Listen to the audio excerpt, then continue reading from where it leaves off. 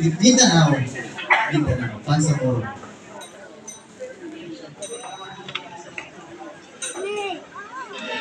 الحمد لله الذي جعل العلم نورا وجعل الجهل ظلام وأشهد أن لا إله إلا الله وأشهد أن محمدا عبده ورسوله وصفيه وخليله صلى الله عليه وسلم وعلى آله وأصحابه أجمعين أما بعد فالسلام عليكم ورحمة الله وبركاته. Ang lahat ng papuri at pasasalamat ay kay Allah subhanahu wa ta'ala na ginawa niya ang kaalaman o edukasyon bilang liwanag at ang kamangmangan bilang karimlan. At ako ay sumasaksi na walang totoong sinasamba kundi ang Allah subhanahu wa ta'ala. At si Propeta Muhammad sallallahu alaihi wasallam ay kanyang alipin at suri.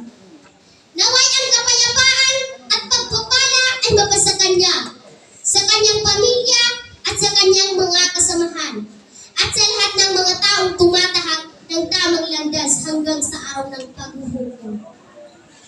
Mga kapatid sa pananampalatayang Islam na nakikinig sa araw na ito, at lahat kayo'y pinagpala. Dahil ang aking ibabahagi sa inyong lahat ay ang kahalagahan ng kaalaman o edukasyon na nasa salitang Arabic na Fadlul Ilm.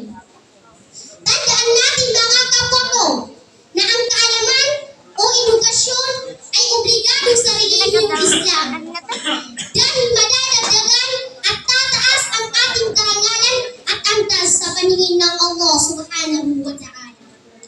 Dahil sinabi niya sa kanyang banal na Quran, Qala Allahu ta'ala, A'udhu billahi minash shaytanir rajim.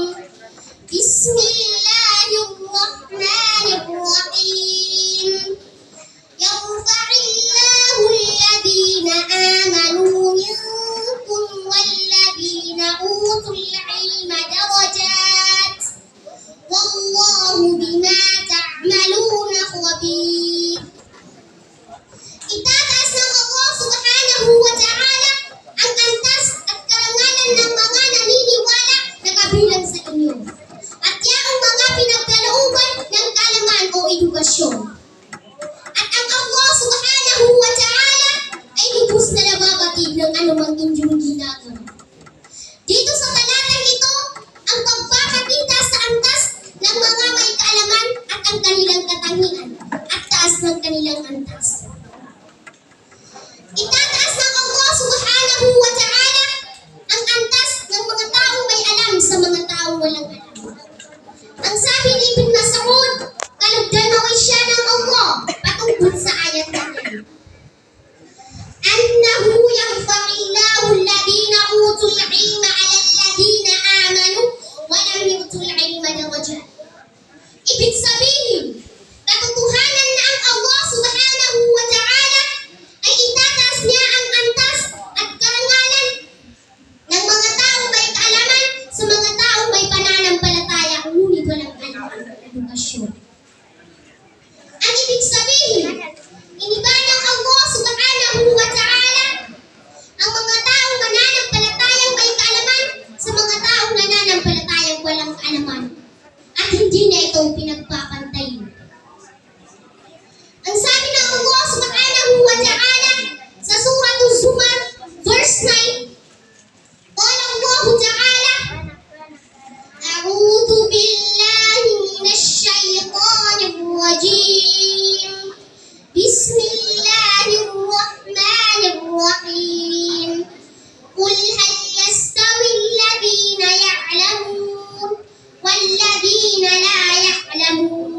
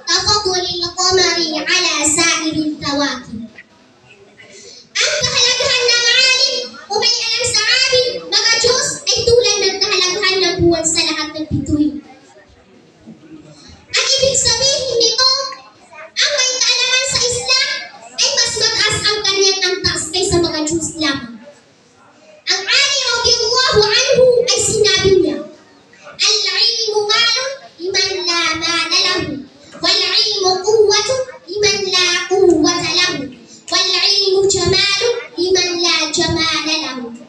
The knowledge is wealth of a person who have no wealth.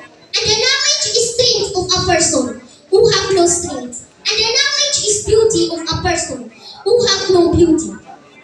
Hanggang dito lamang po ang aking maibabahagi sa inyong lahat. Maraming salamat po sa inyong lahat. Naway pagpalain tayo ng Allah subhanahu wa ta'ala.